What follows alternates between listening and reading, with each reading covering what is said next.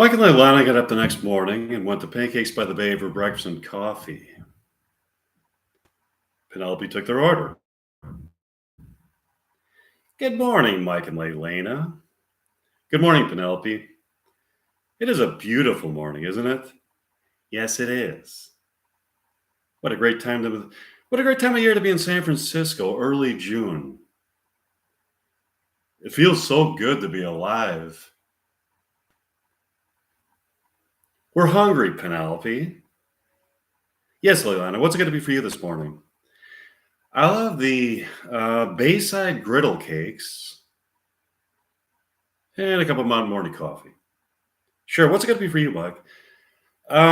Give me the Paradise pancakes and a cup of Mountain Morning coffee. I'll have that for you people. Mike and I are sitting in their favorite booth by the window, having a deep conversation, when all of a sudden they hear the sound of a squeeze song, Tempted, from a car in the street, and then the sound of a car crash. They look out the window and see a very puzzling sight. It appears to be the crash that took place in the original Reality Bites. At the beginning of the movie, when Lelena threw a lit cigarette into Michael's car and then crashed into it. It appears to be exactly that scene unfolding, but somehow spliced into Reality Bites 2 and the street in front of Pancakes by the Bay in San Francisco. The same chain of events takes place in the new context. Michael, Elena, and Vicky get out of the cars, and go to the Pancakes by the Bay to sort through the situation. Upon entering, Elena looks right at her character from Reality Bites with a bewildered look on her face. Lelena from Reality Bites looks back at her. Lelena, Vicky, and Michael grab a table. I'm sorry for these unfortunate circumstances. What's your name? It's Michael Grates. I'm so sorry. That's a nice fucking car. It's too bad it's just a lump of mangled steel now after I got to it. What a beautiful car that was before I destroyed it. How can I make it up to you? Let me see. I don't know. Oh, you're such a nice person and so darn cute. Why don't you just buy me some pancakes and coffee? And maybe get me a bus pass that covers the Houston area. Thanks for being so forgiving, Michael. That's a display of unbelievable character. I turned your beautiful car into a lump of mangled steel, forcing you to take a miserable 2-hour bus ride to work every day with God only knows what kind of schizophrenic people you might be with on the bus, and you accept my apology to be served up to you with pancakes? Don't be completely mistaken. I am fuming inside, but pancakes in your beautiful face somehow improves my mood. Can I also get a date out of this? No. No? You destroyed my car. And you're giving me a bus pass and I can't even get a lousy date out of it. No thanks. All of a sudden, Penelope comes to the table. Excuse me, I couldn't help but overhear your conversation. I just want to let you know you are not in Houston, Texas. You're in San Francisco, California. What? All of a sudden, Lelena from Reality Bites approaches them. It's true. I saw the accident happen.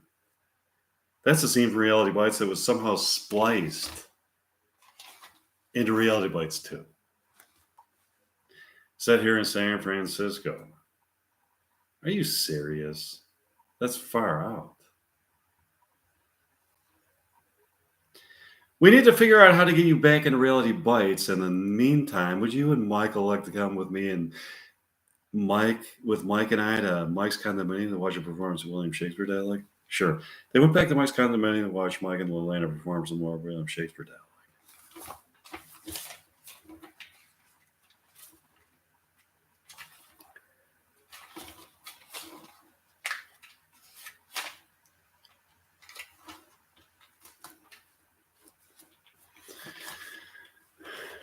They're sitting on a couch in Mike's condominium talking. So we have to figure out how to get back into Reality Bites. Yeah, we need to get them back there. So Sheen from Reality Bites has been spliced and placed into Reality Bites 2. I guess we need to figure out how to get it spliced from Reality Bites 2 back into Reality Bites. Yeah, it's going to be a challenge. While you're here, Leilana, would you like to know what some of the projects are that you're going to be involved in the future? Sure. In Texas, you are going to be hired as a documentarian to film a documentary about the American buffalo. The American buffalo? What about the American buffalo? The spiritual connection that the American buffalo has to the people of Texas? Huh? The American buffalo is a symbol of American ingenuity, freedoms, free spiritedness, independence, determination, liberation, pleasures of the soul, and abundance. In your documentary about the American buffalo, you study the history of the American buffalo and its relationship to the indigenous people, and gain insight into its soul life. What else? You'll be hired as a writer for Coffee Lovers Monthly in San Francisco. That's great. I love coffee. I can write about how it excites my mind, body, and soul in a way that transcends my soul to a place of eternal pleasure. Yeah. Do you want to practice some more William Shakespeare dialect? Sure. They practice more William Shakespeare dialect.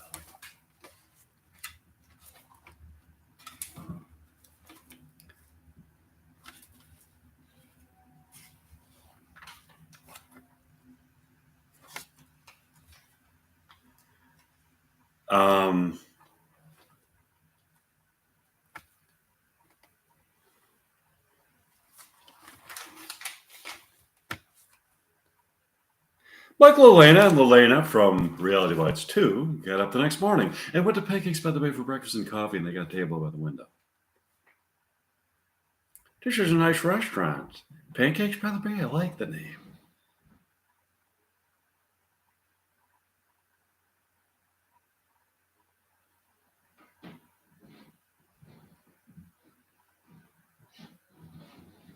You're going to love the food.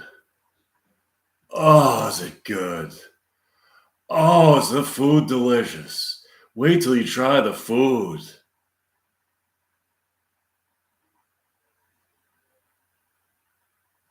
This is nice. Oh, you already said that. Here comes Penelope, the waitress. Hey, it's nice to see you people this morning. How can I help you? I've obviously never eaten here before. What would you recommend? The pancakes are delicious, but you can only taste the transcendent deliciousness of the pancakes if you are in love. Love is the key ingredient that flavors the pancakes. The mere culinary pleasure that you derive from eating the pancakes is heightened by the feeling of walking along a path in life illuminated by profound love. I'm not in love. Does that mean that they're going to taste like ordinary pancakes to me? I'm in love with you, Lelena. Look into my eyes, feel my soul.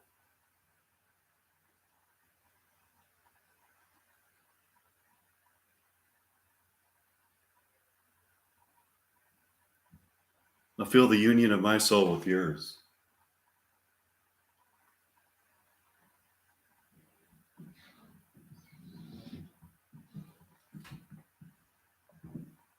We can transcend. We can walk along that path of immortal love into the gates of dawn and feels a never seen beauty and abundance.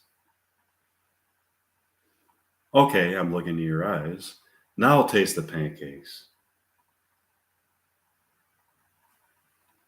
They do taste better that way. They finish breakfast and walk out of the restaurant into what they thought was going to be a San Francisco morning and turned out to be a Houston morning. Wow. This is the apartment complex where the characters in Reality Bites live. Have we been spliced from Reality Bites into Reality Bites 2 into Reality Bites? Sure looks like it. Yeah, this is the building where reality bites. We have to go inside and see the place. Sure. They went inside the apartment building to discuss the situation when they got into the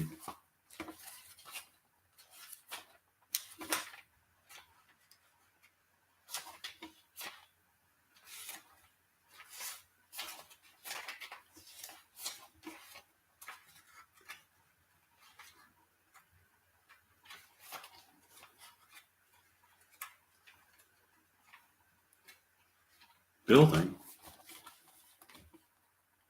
They find a strange looking man in the vestibule. His name is Hugh Henderson.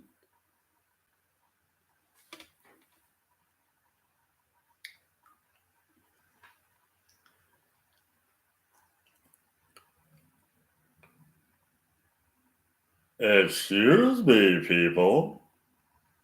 Are you here to see Troy Dyer? Yeah, how did you know? You have that look about you. You have the mischievous look about you that is a defining characteristic of Troy's friends. We're not mischievous. Oh, I know you're up to something.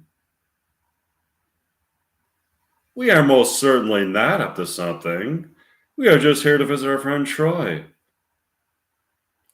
Then you can't. You can't visit Troy unless you are up to something. We can't visit Troy unless we're up to something? We're not up to something. If we were up to something, we would tell you.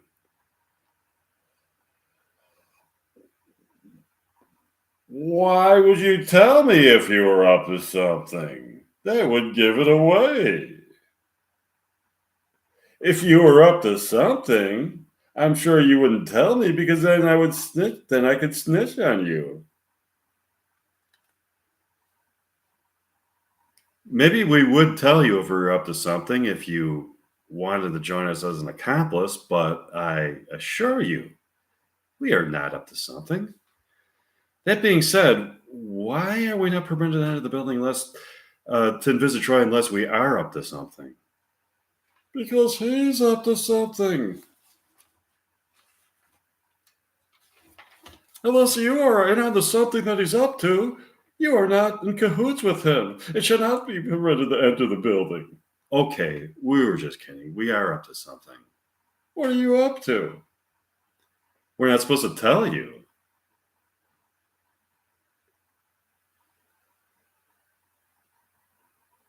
It's between us and Troy. That's the right answer. Do you know what we're up to? No. I just know that you're up to something. That's part of the screening process that a person has to go through to be admitted to the building. You have to prove to me that you are up to something and you are in cahoots with Troy.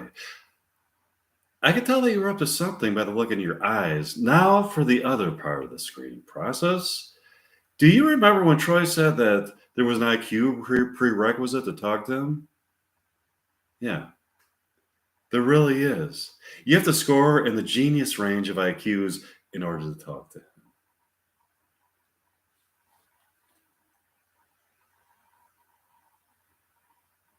Let's get this straight. You have to have a genius level IQ just to talk to this asshole? He won't even talk to people with average IQs? No, he won't. Why won't he? Because those are his rules. Those are his rules. Who has rules? He does. He has rules. And those are his rules.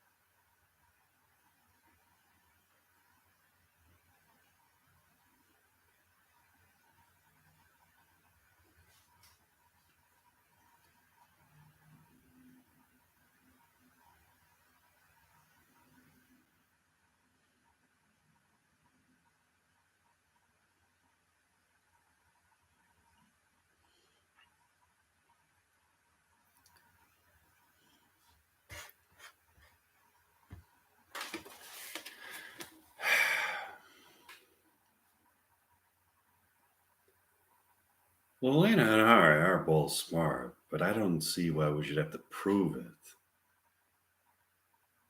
Those are his rules. You have to prove it. How do we prove it?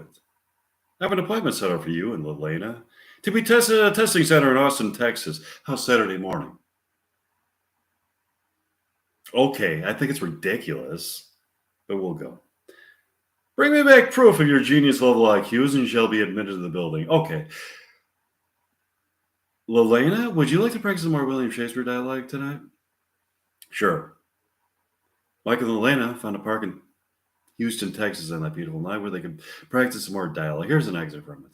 Mike and Lelena thoroughly enjoyed their world performances of William Shakespeare dialogue. Mike looks into Lelena's eyes and then up at the full moon on a June evening whose warm breeze blanketed their bodies and livened their souls. The evenings are nice here in Houston, aren't they? They are, but I miss so much about San Francisco. I miss the Golden Gate Bridge and pancakes by the bay. Quite frankly, so do I. I miss the delicious pancakes at Pancakes by the Bay, along with the coffee. I miss the murder mystery we're trying to solve there. So do I. What do you think? What do you really think? Do you think Penelope did it? Lelena? Believe it or not, I think it's possible. I find it to be quite exhilarating trying to solve it. When I really think about it, I also think it's possible, but then I think, is that polite and charming waitress capable of murder? I agree, she doesn't really seem to be. I really want to get to Splice back into Reality Bites too, based in San Francisco, so we could try to solve the murder case and enjoy the pancakes by the bay again. So do I. I just thought of something. Do you think it's possible that Penelope spliced us from Reality Bites 2 in San Francisco into Reality Bites in Houston because she knows we suspect that she is the murderer? Did she really do that? I hope not. I really want to get back into Reality Bites 2 in San Francisco. So do I. Houston is a nice place, but I've got to get back to San Francisco. There's no place like San Francisco. Look, did you see that? See what? Look over there. By the tree over there? I think I saw something. For a fleeting moment, I thought I saw a glimpse of Pancakes by the Bay through a transom. I thought I saw Ethan Hawke on stage performing a theatrical version of Reality Bites. There was some actress. I wonder if there is some new splicing taking place. Maybe. Do you want to practice some more William Shakespeare dialogue? Sure. They practice more William Shakespeare dialogue. Michael and Lana got up the next morning and decided to go out for breakfast. Do you want to go out for breakfast? Sure. We'll have to find a good place. If we look around Houston, I'm sure there must be something similar to Pancakes by the Bay. Let's go. Michael and Lana walked around Houston and to their bewilderment, saw what appeared to be Pancakes by the Bay. Is that Pancakes by the Bay? It sure looks like it. What's it doing here in Houston, Texas?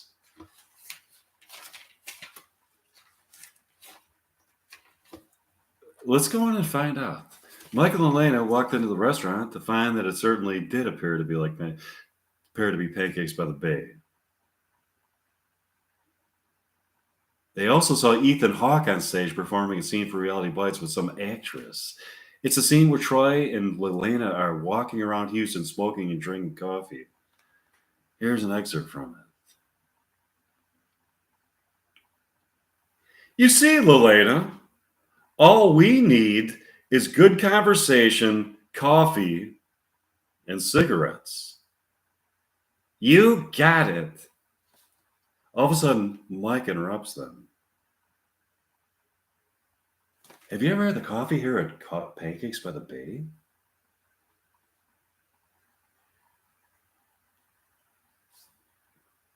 Excuse me. You're interrupting our play. Oh, I'm sorry, thespians. Keep acting. Now that you've interrupted us, I'd like to know what's so important. I'd really like you to try the coffee here. The coffee? I would assume it's just your typical flavorless diner coffee. This coffee? Oh no, this coffee is exceptional. Exceptional. Let me try it. Penelope, would you bring Troy some coffee? Coming right up. Penelope comes out with a cup of coffee for Troy. Here you go. Troy takes a sip of the coffee. You know what? This is good. This is no ordinary coffee. I feel as though I'm on some elevated plane of existence, whereupon I reach a plateau of love so profound that it guides me through the gates of dawn into a field of ever-expanding beauty and immerses me into a state of sublime of pleasure so acute it can only be felt on a spiritual plane of existence when I drink this coffee. Troy looks at Sheila, the girl who portrays Lelena in the play, and feels and tells her he loves her. Sheila? What is it, Troy? I love you. What? Are you kidding? I'm not in love with you. You're not? No, what gave you that idea? We're not in love. Oh, yes, we are. We are? That's news to me. Sheila, we're in love. What the fuck are you saying to me? Where did you come up with such a bizarre notion? We're not in love. Try some of the coffee, Sheila, and then tell me that we are not in love. Sheila gets a cup of coffee from Penelope. She takes a sip of it. You're right. We are in love. I noticed that when you look outside, you see San Francisco. That's right. From inside here, we are in Reality Bites 2 in San Francisco. When you go outside, you are in reality. You're back into Reality Bites, the original in Houston, Texas. I wonder how that is. We've been trying to figure that out. Some unknown force seems to be splicing the two movies together in unusual ways. Look out the window. It's that same Corvette. It's that same woman in the same Corvette. She gave a package to another woman who is now driving off with it. Yeah, that's been going on for a while. I'd really like to go into your condominium and the price of more dialogue. Some more dialogue with Mike and Lelena. How can I get there? Let me let you in on something. If you drive with the Corvette woman at an accelerated speed, you are spliced back into Reality Bites 2. Wait till she comes back, and you can try to go for a ride with her. Does she take anybody? I think she'll take you people. That's excellent. Yeah. They had a wonderful afternoon. They went back in the restaurant the next morning and got their usual booth by the window. Penelope took their order. How can I help you? I'll have the paradise pancakes and a cup of morning coffee. What's going to be for you, Elena? I'll have the Bayside crepes and mountain morning and a cup of mountain morning coffee.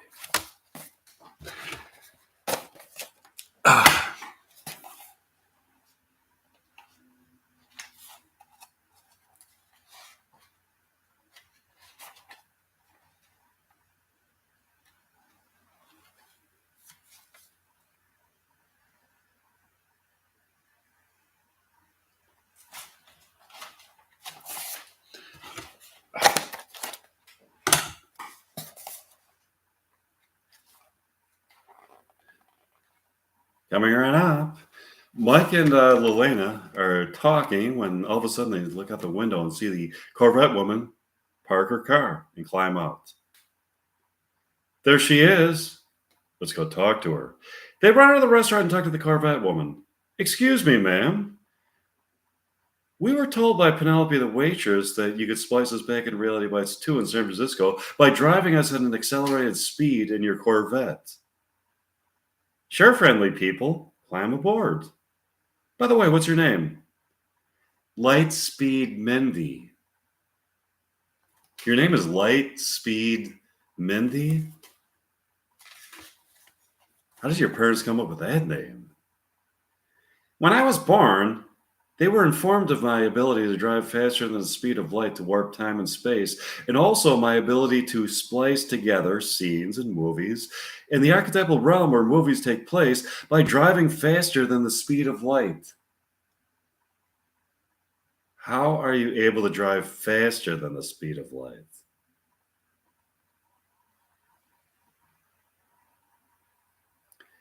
I thought Einstein theorized that the speed of light is the fastest speed at which matter can travel, any form of matter. How are you able to travel faster than the speed of light? Hmm?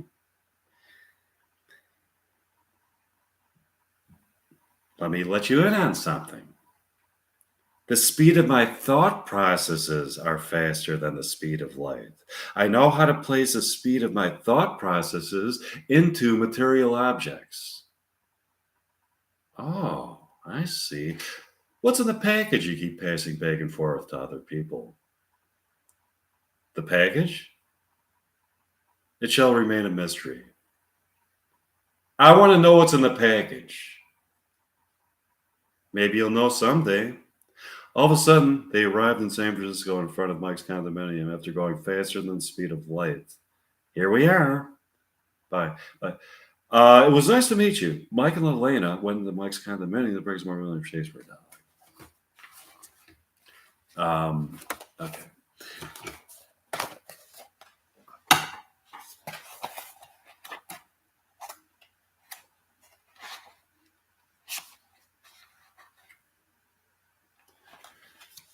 Mike and Elena got up early the next morning and went to Pancakes by the Bay for breakfast. They got their usual booth by the window. Penelope took their order. Good morning, Mike and Elena. It's so nice to see you. Oh, hi, Penelope. Yeah, it's so nice to be back in the realm where Reality Bites 2 takes place. I missed San Francisco so much. How can I help you? Give me the Bayside griddle cakes and a cup of Mountain Morning coffee. And for you, Mike, give me the Paradise pancakes and a cup of Mountain Morning coffee. Coming right up. It's so nice to look out the window here in Pancakes by the Bay and observe the happy San Francisco people. It sure is. I miss that.